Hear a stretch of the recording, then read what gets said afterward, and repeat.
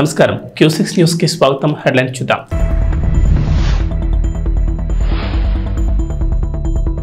రేవంత్ రెడ్డి సర్కార్ big twist, అర్హులకు మాత్రమే ఇందిరమ్మ ఇండ్లు.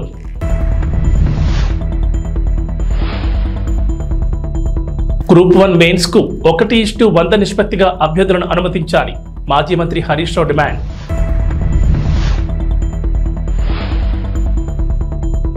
ఆంధ్రప్రదేశ్ అసెంబ్లీ సమావేశాలకు ముహూర్తం, ఆ రోజే కేబినెట్ భేటీ.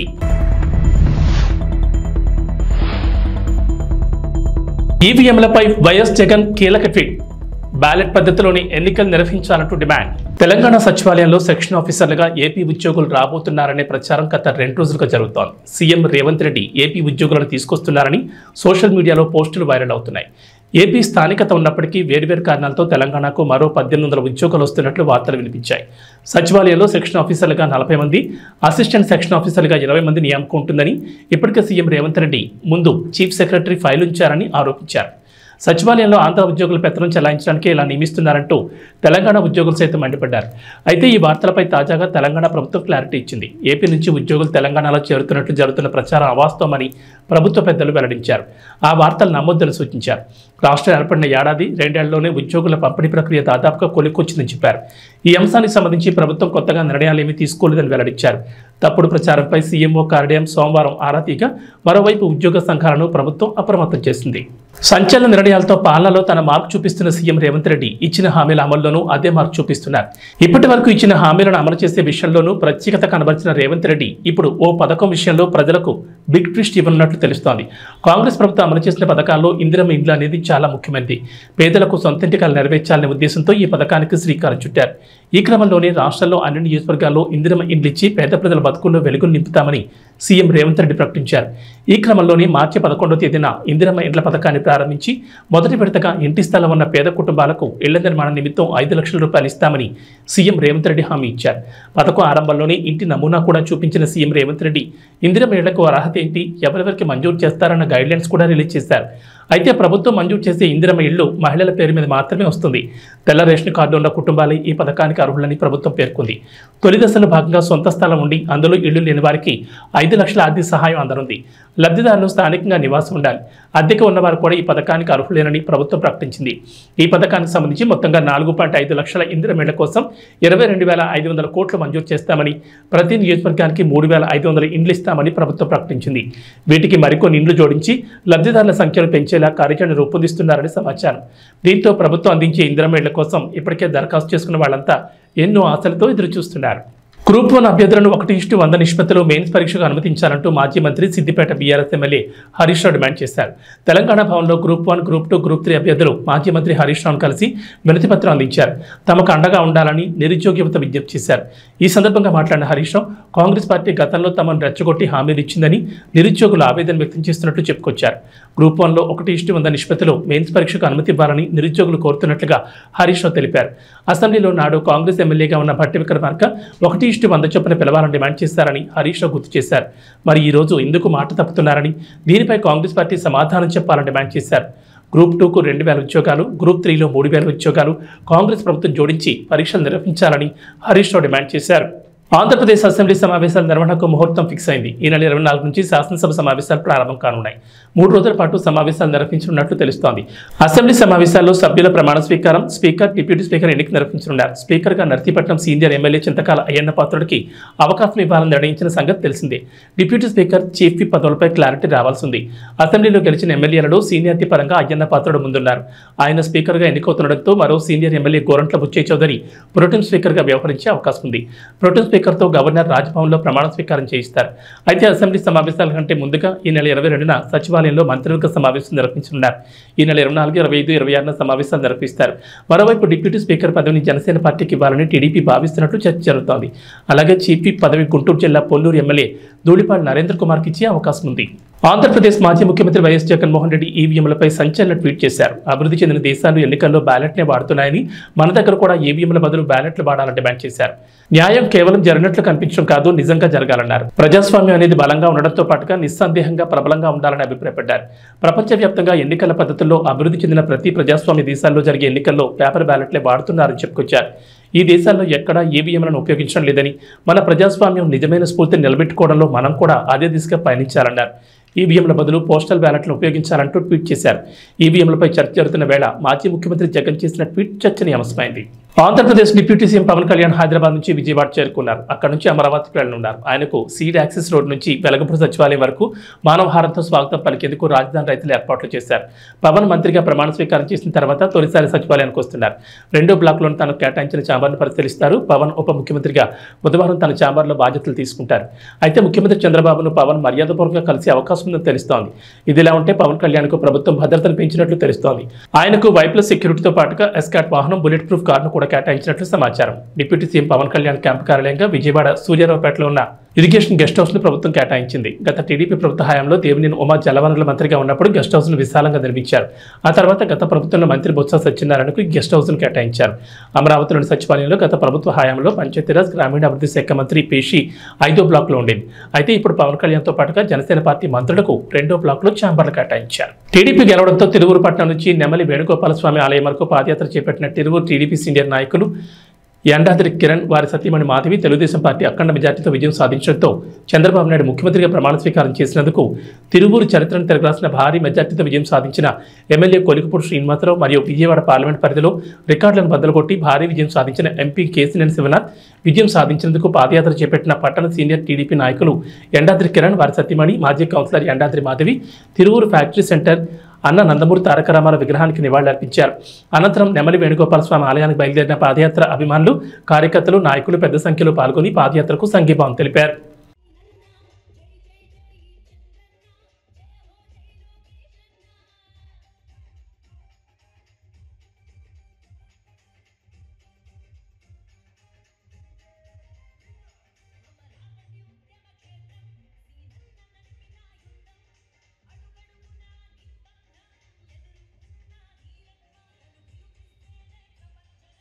డిప్యూటీ సీఎం పవన్ కళ్యాణ్ కు ప్రభుత్వం భద్రత పెంచింది. ఆయనకు వైప్లస్ సెక్యూరిటీతో పాటు ఎస్కాట్ బుల్లెట్ ప్రూఫ్ కారును కేటాయించింది. కాగా ఇవాళ సచివాలయం వెళ్లనున్న పవన్ తన ఛాంబర్ను పరిశీలించనున్నారు.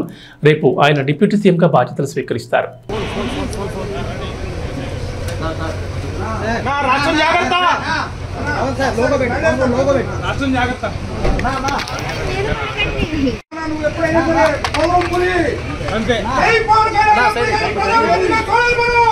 ప్రధానమంత్రిగా చూస్తామని గ్యారెంటీగా ప్రధానమంత్రి ఎప్పుడైనా సరే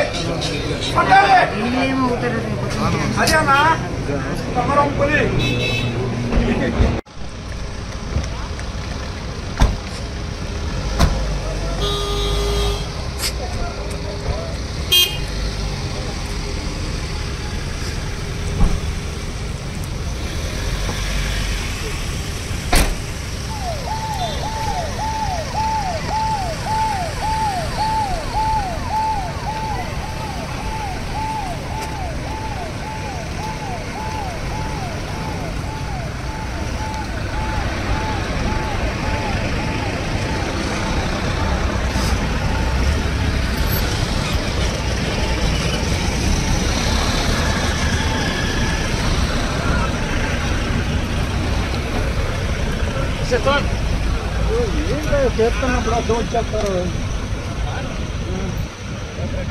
ఏపీలో టమాటా ధరలు సాకిస్తున్నాయి. 10 రోజులుగా మార్కెట్లలో రేట్లు అమాంతం పెరిగిపోయాయి. మొన్నటి వరకు 50 వరకు ఉన్న టమాటా ధర ఇప్పుడు ఏకంగా 80కి చేరింది. అన్నమయ్య జిల్లా మదనపల్లి వ్యవసాయ మార్కెట్లో సోమవారం కిలో టమాటా ధర అత్యధికంగా 80 పలికింది. సోమవారం బక్రీద్ కావడంతో రైతులు తక్కువ పంటను మార్కెట్ తీసుకొచ్చారు. వారం రోజులుగా అత్యధిక ధర 64గా ఉంది. సోమవారం మాత్రం 70 నుంచి 80 వరకు పలికింది. అదే బి గ్రేడ్ టమాటా అయితే కేజీ 50 నుంచి 68 వరకు పలికింది. దేశవ్యాప్తంగా వర్షాలు కురుస్తుండటంతో పంట దిగుబడి తగ్గింది. దీనికి తోడు ఇతర రాష్ట్రాల్లోని మార్కెట్ల పరిధిలో సరుకు తగ్గడం, ధరలు పెరగడానికి కారణాలుగా చెప్తున్నారు. మదనపల్లి మార్కెట్లో ధర పెరుగుతోందని అధికారులు చెప్తున్నారు. ప్రభాస్ కల్కి 2898 AD రిలీజ్ డేట్ దగ్గర పడుతోంది. ఇలా విడుదల తేదీ దగ్గర పడుతుంటే సినిమా ప్రమోషన్స్ పీక్స్ లో చేస్తూ ఆడియన్స్ లో మరింత బజ్ ను, హైప్ ను క్రియేట్ చేయాలి. ప్రమోషనల్ ఇంటర్వ్యూలు, వీడియోలు, ఈవెంట్లు నిర్వహిస్తుండాలి. కానీ కల్కి టీం సైలెంట్ గా ఉంటుంది. భైరవ అంధం అంటూ ఫస్ట్ సింగిల్ మీద హంగామా చేశారు. చెప్పిన టైంకి విడుదల చేయకుండా అభిమానుల ఆగ్రహానికి గురయ్యారు. ఇలా ప్రమోషన్స్ అప్డేట్లు సరిగ్గా చేయక కల్కి మీద నిరాసక్తి కలిగేలా చేస్తున్నారు. కల్కి 2898 AD మూవీ నుంచి ఇప్పటి వరకు వచ్చిన కంటెంట్ అయితే పర్వాలేదనిపించేలా ఉంది. బుజ్జి భైరవ అంటూ వదిలిన యానిమేషన్ ఎపిసోడ్స్ అమెజాన్ ప్రైమ్లో బాగానే ఆకట్టుకుంది. బుజ్జి కారుతోని ఇప్పటి వరకు ప్రమోషన్స్ చేస్తూ వచ్చారు. చెన్నై, ఢిల్లీ ఇలా ప్రధాన నగరాల్లో బుజ్జిని రైడ్ చేస్తూ అక్కడ జనాల్ని ఆకర్షిస్తున్నారు. అనకాపల్లి గవరపాలెం శతకంపట్టు శ్రీ కనకదుర్గ అమ్మవారి ఆలయంలో సప్తమ వార్షికోత్సవం సందర్భంగా భోగాపురపు వెంకటరమణ ఆధ్వర్యంలో ఆలయ సప్తమ వార్షికోత్సవ వేడుకలు ఈ నెల 17, 18, 19 తేదీల్లో ఘనంగా జరుగుతాయని ఆలయ వ్యవస్థాపకులు పిబి రమణ తెలిపారు. మంగళవారం దుర్గా మల్లేశ్వర స్వామివారి హోమం మరియు గోపూజ ఆలయ మండపంలో ఘనంగా జరిగింది. కాండ్రేగల్ నాయుడు, భాగ్యలక్ష్మి దంపతుల సౌజన్యంతో హోమం మరియు గోపూజలు, కుంకుమ పూజలు నిర్వహించారు. ఈ కార్యక్రమంలో ఆలయ చైర్మన్ కర్రి సన్యాసి నాయుడు, ఆలయ కమిటీ సభ్యులు, గౌరీ పరమేశ్వర్ల కమిటీ సభ్యులు, మరిదిమాంబ కమిటీ సభ్యులు తదితరులు పాల్గొన్నారు.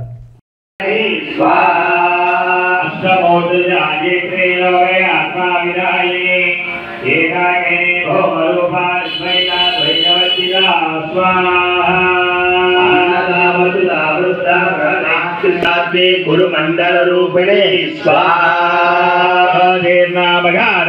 माया मधुमते महे गणाम्बा गुह्यगाराध्या कोमलांगे गुरुप्रिया स्वाहा स्वतंत्र सर्वतंत्रेषि दक्षिणामूर्ति रूपिणे दौर्भाग्यदोलवादोराजनाध्वान्तरप्रभा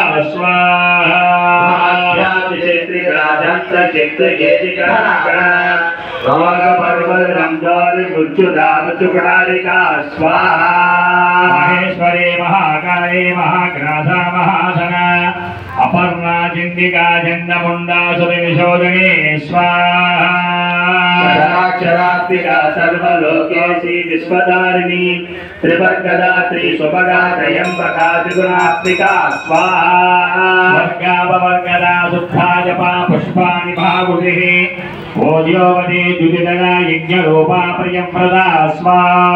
పోలవరం విషయంలో జగన్ క్షమించాలని తప్పులు చేశారని ముఖ్యమంత్రి చంద్రబాబు అన్నారు. పోలవరం ప్రాజెక్టును సందర్శించిన అనంతరం మీడియాతో చంద్రబాబు మాట్లాడారు. గత ప్రభుత్వ నిర్లక్ష్యంతో డయాఫ్రమ్ వాల్ దెబ్బతిందని, 447 కోట్లతో మరమ్మతులు చేసినా బాగవుతుందని పరిస్థితి లేదని అన్నారు. సమాంతరంగా డయాఫ్రమ్ వాల్ కడితే 990 కోట్లు ఖర్చు అవుతుందని, పోలవరం విషయంలో జగన్ క్షమించాలని తప్పులు చేశారని అన్నారు. మనం ఆ రోజు ఈ యొక్క డయాఫ్రమ్ వాల్ మీరు ఒక్కసారి చూస్తే మొత్తం 446 కోట్ల రూపాయలతో డయాఫ్రమ్ వాల్ వాటర్ ఫుటింగ్ లో అప్పుడు కూడా ప్రాబ్లమ్స్ ఉంటే 2 సీజన్లో పూర్తి చేశాం. ఆ డయాఫ్రమ్ వాల్ కాపాడవలసినటువంటి ప్రభుత్వం కాపాడకుండా ఇష్టానుసారంగా ప్రాజెక్టు యొక్క ఫేట్ తో ఆడుకొని ఇప్పుడు మొత్తం ఈ డ్యామేజ్లు అయితే ఆ డ్యామేజ్ కూడా కనుగొనడానికి ఒక 1 year పట్టింది. గవర్నమెంట్ ఆఫ్ ఇండియా చాలా సార్లు చాలా స్పష్టంగా మీరు మార్చద్దండి అవన్నీ కరెస్పాండెన్స్ రేపే నేను మాట్లాడతాను. ఇప్పుడు నేను డీటెయిల్స్ పోవడం లేదు. బ్రాడ్ గా కాన్సెప్ట్ ఫస్ట్ హ్యాండ్ ఇన్ఫర్మేషన్ ఇక్కడికి వచ్చాను. I have seen the project. మామూలు వాళ్ళైతే అర్థం కాదు. నేను ఒక 100 సార్లు ఈ ప్రాజెక్ట్ గురించి రివ్యూ చేసి ఉంటాను. 30 times ఇక్కడికి వచ్చి ప్రాజెక్ట్ లో చూశాను. అడుగడుగున అన్ని నిర్ణయాలు నేను భాగస్వామిని అని అర్థం చేసుకోగలిగాను. ఈరోజు ఒక పక్కన డయాఫ్రమ్ వాల్ 3 bits లో పోతే ఇప్పుడు ఆల్టర్నేటివ్స్ ఏంటంటే మీనవేషాలు లెక్కేసే పరిస్థితికి వచ్చారు. ఇందులో ఆ 2 బిట్లు కానీ ఎక్కడికక్కడ ఒక parallel D wall diaphragm wall హైట్కి ఎక్కడ డ్యామేజ్ అయిందో దానికంటే ముందు ఒక ప్యారలల్ గా పెట్టి దాన్ని కవర్ చేస్తే 447 కోట్లు అవుతుంది. మామూలుగా మనం ఖర్చు పెట్టింది 446 కోట్లు. ఇప్పుడు రిపేర్ చేయడానికి 447 కోట్లు. ఓకే, మొత్తం దాని అప్పటికి కూడా గ్యారంటీ లేదు. ఈ డయాఫ్రమ్ వాల్ ఈ ప్యారల్ గా 447 కోట్లు ఖర్చు పెడితే మిగిలిన భాగం అంతా పర్ఫెక్ట్ గా ఉంది, ఇంక ఇబ్బంది లేదు అనే పరిస్థితి లేదు. కాదు, మొత్తం డయాఫ్రమ్ వాల్ ప్యారల్ గా కట్టాలంటే 990 కోట్లు. ఇది ఒక భాగం. కాఫర్ డ్యామ్ పైన కాఫర్ డ్యామ్ ఉంది, కింద ముందర కాఫర్ డ్యామ్ ఉంది. 550 కోట్ల రూపాయలతో పైన గంజాయి అమ్మకాలను తక్షణమే ఆపేయాలని, లేదంటే తీవ్ర పరిణామాలుంటాయని హోంమంత్రి అనిత హెచ్చరించారు. గంజాయి అంతు తేల్చేందుకు మంత్రిగా బాధ్యతలు తీసుకోకముందే సమీక్ష చేశానన్నారు. విశాఖను గంజాయికి రాజధాని చేశారని, 3 నెలల్లో అక్కడ గంజాయి లేకుండా చేస్తామని స్పష్టం చేశారు. వారం రోజుల్లో టోల్ ఫ్రీ నెంబర్ ఇస్తామని, గంజాయి ఎక్కడ కనిపించిన సమాచారం ఇవ్వాలని కోరారు. ఇన్ఫర్మేషన్ నిజమైతే నగదు బహుమతి ఇస్తామన్నారు. తెలుసు మనం ఎంత దారుణమైన సిచ్యువేషన్ అంటే, అరే గంజాయి ఈ రోజు వరకు నిర్మూలన చేయడానికి 5 సంవత్సరాల కాలంలో కనీసం ఒక రివ్యూ కూడా పెట్టలేదంటేనే విచ్చలవిడితనం ఎక్కడ పెరిగిందో మనకు అర్థమవుతుంది. ఆఖరికి వైఎస్ఆర్సీపీ నాయకులు కూడా గంజాయిలు అమ్ముకోవడంలోని, గంజాయి వ్యాపారంలోని ఇన్వాల్వ్ అయిపోయారు కాబట్టి వాళ్ళు అసలు దీని మీద కనీసం దృష్టి పెట్టలే. ఏమండి, చింతపల్లి నుంచి, జీమాడుగల్ నుంచి, అటువైపు నుంచి, అదేవిధంగా మనకి ఒడిశా నుంచి, ఇలాంటి మల్టిపుల్ ప్లేసెస్ నుంచి మనకి గంజాయి సరఫరా అవుతుంది. మనకి ఎన్ని చెక్ పోస్టులు ఉన్నాయండి అని డిపార్ట్మెంట్ వాళ్ళని అడిగితే 3 చెక్ పోస్టులు ఉన్నాయని చెప్పారు. 3 చెక్ పోస్టులు ఉన్నాయి. ఎందుకు రాదండి లోపలికి? మనకి వైజాగ్కి ట్రాన్స్పోర్టేషన్ ఎక్కువ, ఇటు ట్రైన్స్ కానీ, ఇటు ఫ్లైట్స్ కానీ, రోడ్ ఫెసిలిటీస్ ద్వారా వ్యాన్లు, మిగతా అన్ని, దాంట్లో ఈవెన్ 2 వీలర్, ఆఖరికి అమెజాన్లో కూడా పెట్టుకొని అమ్మేసుకుంటున్నాడండి డ్రగ్స్ని. కర్రీ లీవ్స్ అని పేరు చెప్పుకొని అమ్మేసే పరిస్థితి కనిపిస్తూ ఉంది. నిజంగా ఇది మనం చాలా సీరియస్గా తీసుకోవాల్సిన ఇష్యూ. అంటే అంత క్రిటికల్ సిచ్యువేషన్లో ఈరోజు వైజాగ్ పరిస్థితి ఉంది. నేను ఎందుకు దీని మీద ఇంకా ఛార్జ్ తీసుకోకుండానే నేను రివ్యూ పెట్టానంటేనే ఒకసారి దీని సీరియస్నెస్ ఏంటన్నది ఆలోచించండి. నేను ఇంకోటి కూడా చెప్పాను, టాస్క్ ఫోర్స్ ఏర్పాటు చేయండి. ఈ రోజు నుంచే టుడే ఆన్వర్డ్స్ ఆఫ్టర్ 8:39 గుంపులుగా పిల్లలు ఎవరైనా ఉన్నా, గంజాయిలు తీసుకుంటున్నట్టుగా రోడ్డు పక్కన ఉన్నా, చీకట్లో ఉన్నా, మీకు నచ్చిన పని చేయండి అని పోలీసుల వాళ్ళకి నేను క్లియర్ ఇన్స్ట్రక్షన్ ఇచ్చాను. అట్ ద సేమ్ టైం ఈరోజు కొంచెం మరీ ఇంకోటి విషయం ఏంటంటే, స్మెల్ డిటెక్ట్ చేయాలి. వీళ్ళు డిటెక్ట్ చేయాలి ఈ గంజా ఎక్కడ ఉంది ట్రాన్స్పోర్టేషన్ టైంలో. స్మెల్ డిటెక్ట్ చేయడానికి రెండు ఉన్నాయి డాగ్ స్క్వాడ్. 2 అసలు నిజంగా ఈ రాష్ట్రాన్ని ఏమి చేసేద్దాం అనుకున్నారు ఈ 5 సంవత్సరాలు? నాకు అర్థం కాల. 2 డాగ్సా? కనీసం వాళ్ళకి ఇంకొకటి ఏంటంటే, పోలీసులు చెప్తా ఉంటే బాధ అనిపించింది, సీజ్ చేసిన వెహికల్స్ని వేర్ హౌస్ అనేది కూడా లేదు ఈ రోజు వరకు. జోగులాంబ గద్వాల జిల్లా అలంపూర్ నియోజకవర్గం రాజోలి మండల పరిధిలోని పచ్చర్ల గ్రామం నుంచి మాంతోటి గ్రామానికి చదువుకోవడానికి విద్యార్థులు ప్రతి సంవత్సరం దాదాపుగా 60 నుంచి 70 మంది విద్యార్థుల వరకు వెళ్తుంటారు. ఎన్ని ప్రభుత్వాలు మారినా తెలంగాణ రాష్ట్రంలో విద్యార్థులకు తప్పని తిప్పలు బడులు ప్రారంభమయ్యాయి. మా గ్రామానికి బస్సు వేయండి గత 2-3 రోజుల క్రితం గ్రామ పెద్దలు మాంతోటి నుండి వెళ్లి బస్సు డిపో మేనేజర్ని కోరారు. కానీ పచ్చర్ల నుండి స్కూల్కి వెళ్ళడానికి ఈ రోజు బస్సు వస్తుందని విద్యార్థులు ఎంతో ఆశగా ఎదురు చూశారు. చివరికి బస్సు రాకపోవడంతో కిరాయి ఆటోలో స్కూల్కి వెళ్లారు. మరి ప్రభుత్వాలు మారుతున్నప్పటికీ విద్యార్థుల చదువుల గురించి ప్రభుత్వాలు ఆలోచించకపోవడం చాలా దురదృష్టకరమని విద్యార్థుల తల్లిదండ్రులు వాపోతున్నారు. ఇప్పటి కాంగ్రెస్ ప్రభుత్వం మహిళల కోసం ఉచిత బస్సు సౌకర్యం కల్పించింది. కనీసం ఆ బస్సులోనైనా వెళ్ళడానికి కూడా బస్సు రావడం లేదు. గ్రామీణ ప్రాంతాల్లో చదువుకునే విద్యార్థుల గురించి ముఖ్యమంత్రి మా చదువుల గురించి పట్టించుకోవాలని విద్యార్థులు కోరుతున్నారు.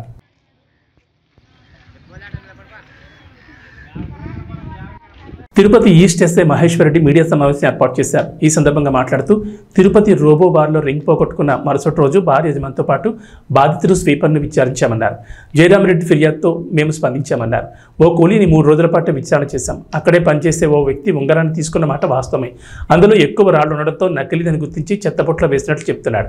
ఫిర్యాదు మేరకు క్రైమ్ ఐపీసీ కేసు నమోదు చేశాం. కేసు విచారణ దశలో ఉందని తిరుపతి ఈస్ట్ సీఐ మహేశ్వర్ రెడ్డి వెల్లడించారు.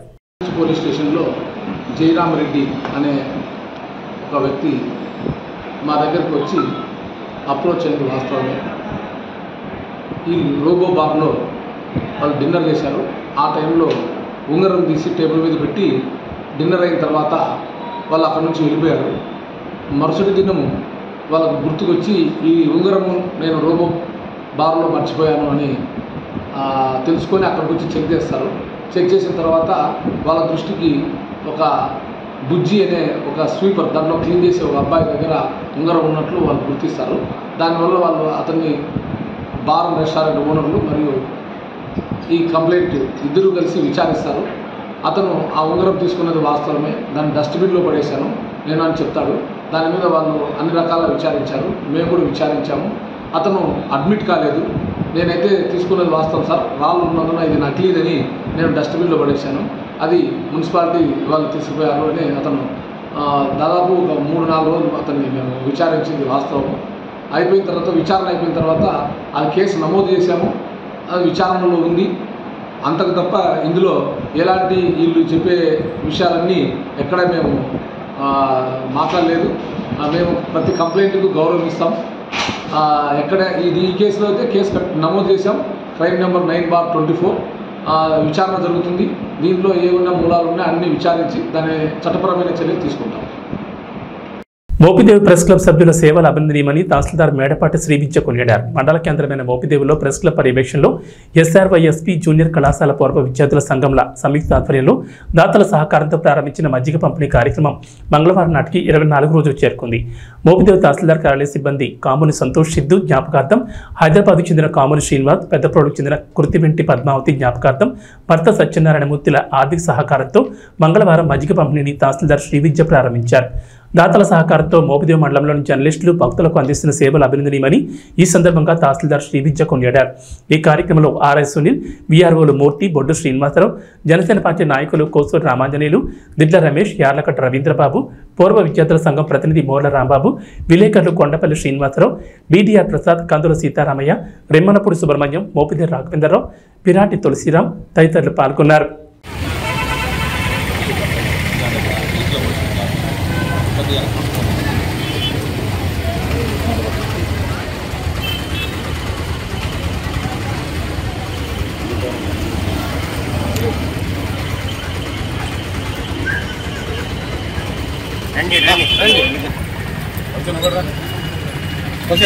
అదే కొనుక్కున్నాను.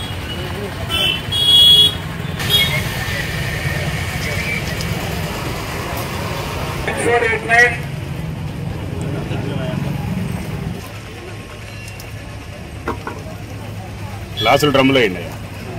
డ్రమ్ కొంచెం అప్పుడు సరిపోయింది, ఎవరు సరిపోయారు పోషన్ వేరే ఆడగానే పోయి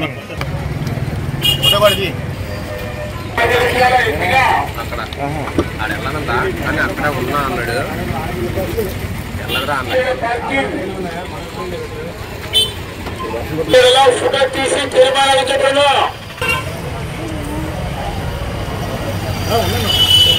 తెలంగాణకు హైదరాబాద్ వాతావరణ శాఖ అధికారులు రెయిన్ అలర్ట్ జారీ చేశారు. నైరుతి రుతుపవనాలకు తోడు ద్రోణి ప్రభావం ఉండడంతో రాష్ట్రంలో వర్షాలు కురుస్తాయని చెప్పారు. మరో 4 రోజుల పాటు నైరుతి రుతుపవనాలు చురుగ్గా ఉంటాయని, ఈశాన్య అరేబియాలో తుఫాను కూడా కేంద్రీకృతమైందని చెప్పారు. వీటి ప్రభావంతో తెలంగాణలో తేలికపాటి నుంచి ఓ మోస్తరు వర్షాలు కురుస్తాయని, కొన్ని చోట్ల భారీ వర్షాలకు ఛాన్స్ ఉందన్నారు. అలాగే ఉరుములు, మెరుపులు, పిడుగులు పడతాయని హెచ్చరించారు. వర్షాలు కురిసే సమయంలో గాలి వేగం 30 నుంచి 40 కిలోమీటర్లు ఉంటుందన్నారు. అటు ఏపీలో కూడా అక్కడక్కడ వర్షాలు పడుతున్నాయి. గోవా నుంచి దక్షిణ కోస్తా వరకు ద్రోణి కొనసాగుతోందని వాతావరణ శాఖ తెలిపింది. ఈ ప్రభావంతో అల్లూరు సీతారామరాజు, పార్వతీపురం, మన్యం జిల్లాలో అక్కడక్కడ ఓ మోస్తరు నుంచి ఇవాళ భారీ వర్షాలు కురిసే అవకాశం ఉందని IMD తెలిపింది. అలాగే శ్రీకాకుళం, ఏలూరు, కృష్ణా, NTR, గుంటూరు, తిరుపతి, నంద్యాల జిల్లాలో అక్కడక్కడ తేలికపాటి నుంచి ఓ మోస్తరు వర్షాలకు అవకాశం ఉందంటున్నారు. కొన్ని జిల్లాల్లో పిడుగులతో పాటు గంటకు 40 నుంచి 50 కిలోమీటర్ల వేగంతో ఈదురుగాలులు వీస్తాయంటున్నారు.